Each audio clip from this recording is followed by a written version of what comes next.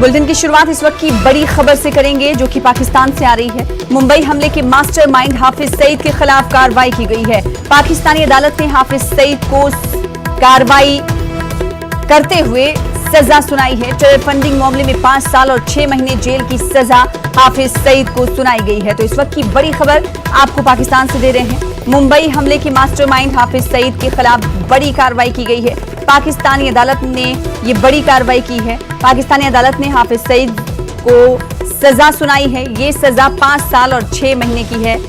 Terror funding मामले में 5 साल और 6 महीने जेल की सजा पाकिस्तानी अदालत की जानिब से हाफिज सईद को सुनाई गई है।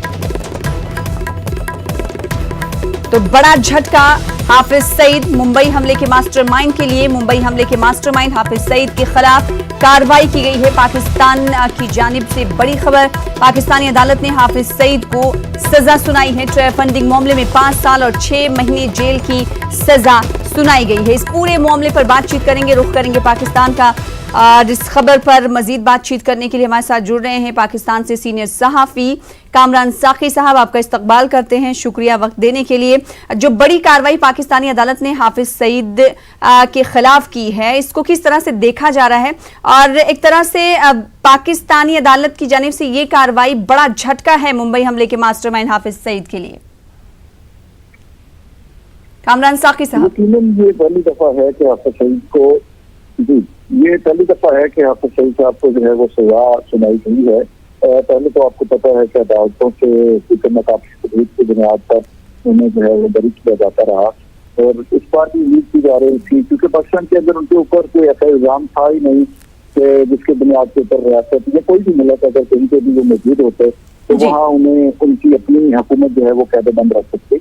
हाँ, अगर वो किसी जगह पे मुलव्वस होते या ठोस से वाहिद, ये अब से पहले दुबई के बाद ही इंडिया ही फराम कर देता तो शायद ये सजा उसको तक हो चुकी होती।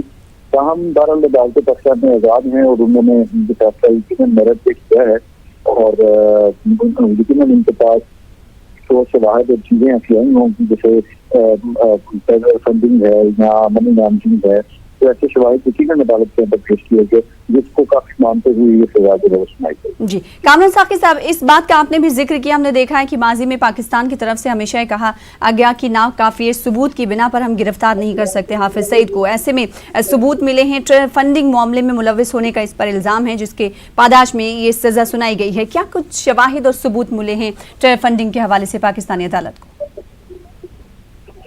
कामरान साकी साहब, पब्लिक से नहीं किया गया, लेकिन ये को टेरर फंडिंग की भी मैं बात कर रहा हूँ। ये फंडिंग मनी लॉन्ड्रिंग की तरह है कि वो पैसे कहाँ से आए और कहाँ पे गए।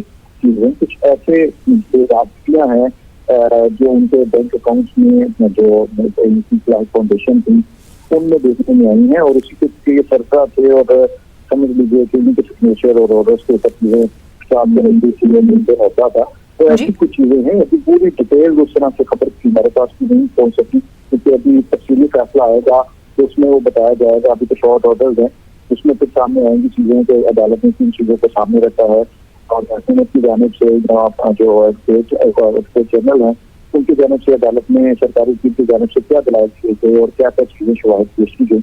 यकीनन ये चीजें तफसीली फैसला आने के बाद जो है वो आता है। जी बहुत शुक्रिया कामरान साकी साहब। तो शवाहिद और सबूत अदालत को क्या मिले हैं, इस हवाले से अभी तक मज़ीद जानकारियां नहीं मिल पाई। आगे भी इस हवाले से आपसे अपडेट लेते रहेंगे। हमारे साथ जुड़ने के लिए, इस हवाले से तफसील से जानकारी फराहम करने के लिए कामरान साकी साहब बेहद शुक्रिया। तो पाकिस्तान से बड़ी खबर ये, पाकिस्तान की अदालत अब तक कहती रही कि हाफिज सईद के खिलाफ पाकिस्तान के पास कोई सबूत नहीं है, लिहाजा कोई कार्रवाई नहीं की जा सकती। अब बड़ा झटका हाफिज सईद को मिलता हुआ दिखाई दे रहा है, क्योंकि पाकिस्तानी अदालत ने हाफिज सईद को सजा सुनाई है। टेरर फंडिंग मामले में शवाहिद और सबूत की बुनियाद पर यह सजा सुनाई गई है पाकिस्तानी अदालत की जानिब से।